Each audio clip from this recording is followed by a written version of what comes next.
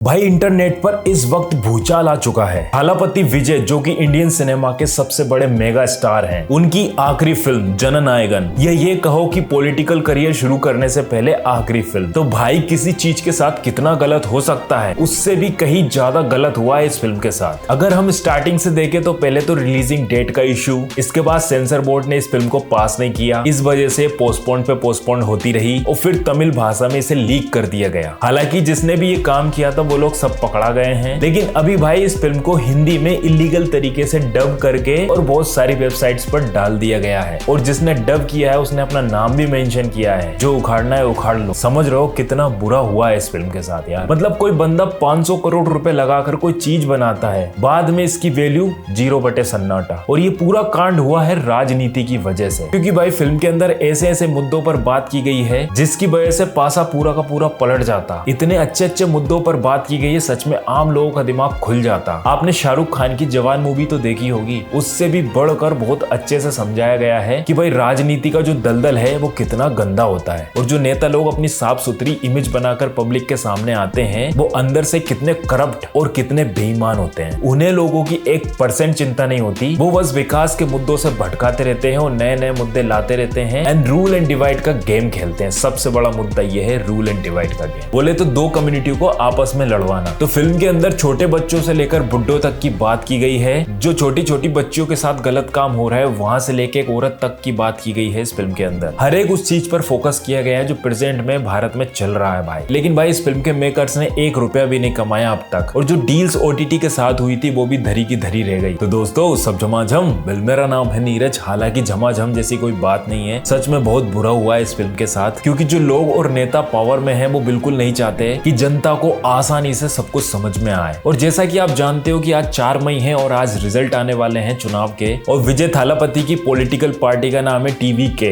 अब इसका full form तो खतरनाक है, लेकिन उसका ट्रांसलेट करे तो यहाँ पर निकल कर आता है Tamil Nadu victory. Let's see what will happen. आज चुनाव का रिजल्ट भी आ जाएगा, लेकिन वापस आते हैं हम फिल्म पर। तो भाई इस फिल्म का जो बजट है वो 350 करोड़ के आसपास था, लेकिन फिर प्रमोशन वगैरह किया तो 500 करोड़ हो जाता है टोटल। और जिस प्रोडक्शन हाउस से ये बनी उसका नाम है केवीएन प्रोडक्शन हाउस, जिसने भाई पानी की तरह पैसा बहाया है। अगर ये फिल्म थिएटर में आती तो कसम से खतरनाक आग पकड़ती। जैसा कि हमने शाहरुख खान की जवान देखी, उस फिल्म के अंदर कितने खतरनाक और सॉलिड मुद्दों पर बात की गई थी, क्योंकि इस फिल्म के अंदर एक ऐसा लीडर है जो पावर की नहीं जनता की बात करता है। भाई इस फिल्म के अंदर एक्शन एंटरटेनमेंट के साथ साथ विजय सर का अपनी ऑडियंस के लिए एक पॉलिटिकल और इमोशनल गुड बाय था। अब आप खुद सोचो कि किसी मेगा स्टार की कोई आखिरी फिल्म है, भाई उस फिल्म के अंदर कितनी सॉलिड चीजें दिखाई गई होगी। और मैं सच में एक्सपीरियंस करना चाहता हूँ थिएटर में। मेकर्स की तरफ से सुनने में आ रहा है कि इस फिल्म को सिनेमा घरों में लेकर आया जाएगा, क्योंकि भाई अब चुनाव खत्म हो गए, अब सेंसर बोर्ड को भी कोई तकलीफ नहीं होगी, क्योंकि ऊपर से तकलीफ मिलती है तभी सेंसर बोर्ड तकलीफ देता है। सुनने में आया कि बॉबी देओल का रोल इस फिल्म के अंदर खतरनाक है भाई। ऐसा सुनने में आया कि भगवान केसरी का रीमेक है ये फिल्म, लेकिन भाई विजय सर के स्टाइल में। तो भाई उस फिल्म को तो मैंने देखा है, उसमें सच में कमाल कमाल की बात की गई है। तो भाई इलीगल तरीके से किसी भी फिल्म को हिंदी में बेहतरीन तरीके से डब करके और साइट्स पर डाल देना, ये एक बहुत बड़ा पायरेसी है भाई। मैं सच में चाहता हूँ कि उन लोगों पर सख्त सख्त कार्रवाई हो। आप खुद देखो, अगर आप कोई बिजनेस खड़ा करते हो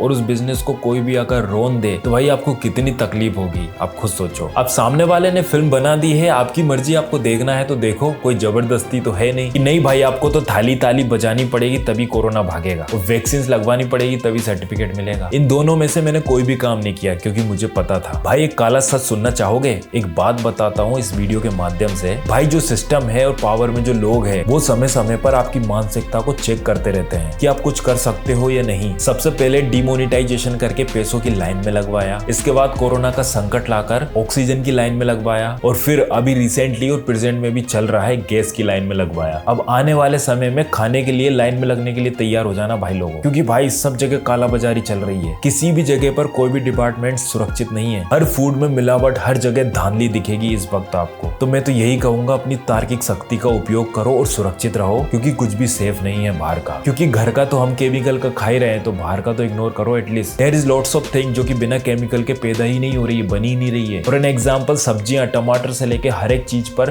केमिकल का छिड़काव हो रहा है, और मार्केट में जल्द से जल्द लाने के लिए ऐसा किया जाता है। इवन फूड्स भी, जो केला रहता है उसमें कितनी गंदी स्मेल आती है, क्योंकि वो स्मेल होती है कार्बन की, जिसमें हाई मात्रा में कार्बन मिलाया जाता है जल्द से जल्द उसको पकाने के लिए। और अभी जो मैंगोज वगैरह आ रहे हैं भाई, दूर ही रहो थोड़ा देर। वही जितनी ज्यादा आबादी बढ़ेगी उतनी ही हर एक चीज में कमियां होगी। इस इस चीज को थोड़ा गहराई से लो, और जितने ज्यादा जंगल और पेड़ कटेंगे उतना ही उस जगह का और आसपास का टेम्परेचर बढ़ेगा। बात को समझो और थोड़ा सीरियस रहो। अगर आपके सामने कुछ गलत हो रहा है, चाहे वो कोई भी कर रहा हो, उसके खिलाफ आवाज उठाने की हिम्मत रखो। मुझे सच में समझ में नहीं आता कि लोगों की मानसिकता के साथ फिलहाल में क्या हुआ है, वो क्यों आवाज नहीं उठा पा रहे हैं, वो क्यों डर रहे हैं, आई डोंट नो। चलो भाई, बहुत ज्ञान पेल दिया, मैं बस मूवी रिव्यू करता हूँ। I hope you enjoy this video. If you enjoy, please the like button, subscribe the channel, और जल्द ही मिलेंगे अगली मूवी रिव्यू में। Till then bye.